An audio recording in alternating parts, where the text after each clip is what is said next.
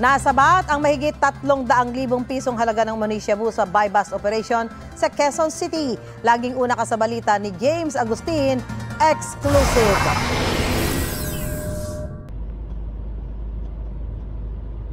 Lumapit at pumasok ang 2 pulis na nagpanggap na buyer sa kotse na nakaparada sa gilid ng kalsada sa Barangay Santa Lucia, Quezon City. Ina! Go na, kuya! Go!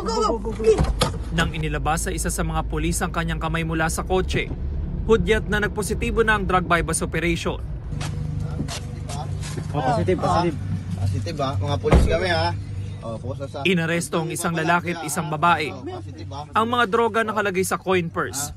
Base dun sa information and dun sa validation na isinagawa natin, ang subject of operation talaga natin is yung lalaki. So kasabwat niya rito yung isang babae na nahuli natin. Nakakuha mula sa mga sospek ang nasa 50 gramo ng Money Shabu na nagkakahalaga ng 340,000 pesos. Ayon sa pulisya, ibinabagsak ng 2 droga sa iba't ibang lugar sa Quezon City. Karamihan sa mga parokyano nito, hindi street level, kundi yung mga nag-distribute din or yung nagbebenta. Maari, nakakapag-dispose sila ng 50 grams per week. Kaya nilang ilabas yung ganun. Ang 47 anyos sa lalaking sospek, 3 beses nang makukulong.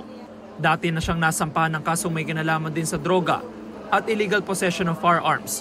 No comment po ako dun sir, hindi po sa akin dun sir. Git naman ng 49 anyos sa babaeng sospek. Pinangakuan siya na bibigyan ng 1,000 piso kapag na-deliver niya ang item. Pinabot lang po. Alam niyo kung droga yung dala niyo? Ba't po kayo napasok sa dito?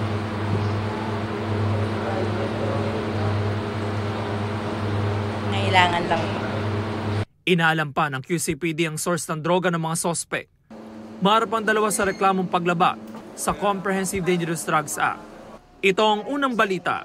James Agustin para sa GMA Integrated News. Mauna ka sa mga balita. Bisitahin at mag-subscribe sa GMA Integrated News sa YouTube. Sa mga kapuso abroad, samahan nyo kami sa GMA Pinoy TV at sa www.gmanews.tv.